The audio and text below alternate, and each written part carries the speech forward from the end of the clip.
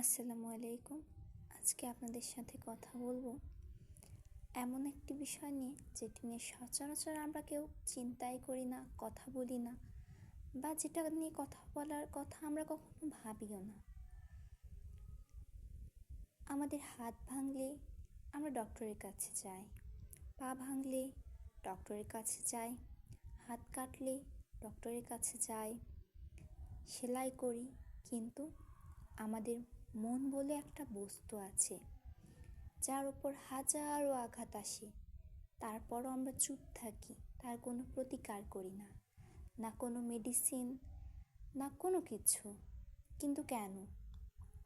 একটা মানুষের জীবনে, একটা মানুষের শরীরে মন অবশ্যই অনেক বেশি একটা গুরুত্বপূর্ণ বিষয়।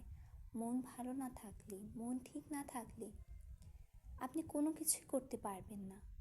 যতই আপনি সুস্থ থাকুন, আপনার হাত থাকুক, পা থাকুক, সব কিছু, কিন্তু মন যদি অসুস্থ থাকে আপনি কোনো কিছু করেই শান্তি পাবেন না। তাই আজকে আমি আপনাদের বলতে চাচ্ছি, হয়তো আপনাদের কাছে অবাক লাগছে বিষয়টা শুনে, তারপরও সত্য, আমাদের মাঝখানে এমন অনেক মানুষ আছে যাদের মন ভেঙেছে অনেকবার, মনে অনেক ক্ষত আছে, মন অনেকবার রক্তাক্ত হয়েছে, কিন্তু আমরা তার কোনো ধরনের গুরুত্ব দেইনি এবং এটা নিয়ে কখনো ভাবিনি। আসুন একটু সচেতন হই। সাইকিয়াট্রিস্ট বলে একটা বিষয় আছে, সেটা আপনারা সবাই নিশ্চয় জানেন। আপনার মনে সমস্যা থাকলে, আপনি অসুস্থ থাকলে, মানসিকভাবে অসুস্থ থাকলে লজ্জা পাওয়া, ভয় পাওয়া, গুরুত্ব না দেওয়ার কিচ্ছু নেই। একজন সাইকিয়াট্রিস্টের সাহায্য নিন, দরকার হলে মেডিসিন নিন, তার সাথে আলোচনা করুন, দেখবেন অনেকটা ভালো লাগবে, অনেকটা ভালো লাগবে।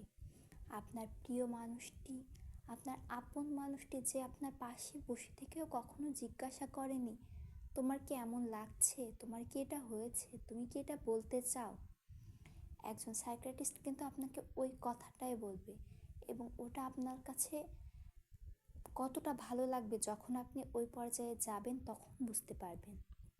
তো যদি আপনার মনে কোনো ধরনের সমস্যা থেকে থাকে, মানসিক যে কোনো দুশ্চিন্তা, সমস্যা, এটাকে হেলাফেলায় নিন না। হাত কাটলে যেমন রক্ত বন্ধ করার চেষ্টা করেন, মন যে ক্ষত হয়েছে মনের কাঁটাটাও বন্ধ করার চেষ্টা করুন। দেখবেন পরিশেষে আপনিই ভালো থাকবেন, আপনার ভালো লাগা কাজ করবে। ধন্যবাদ।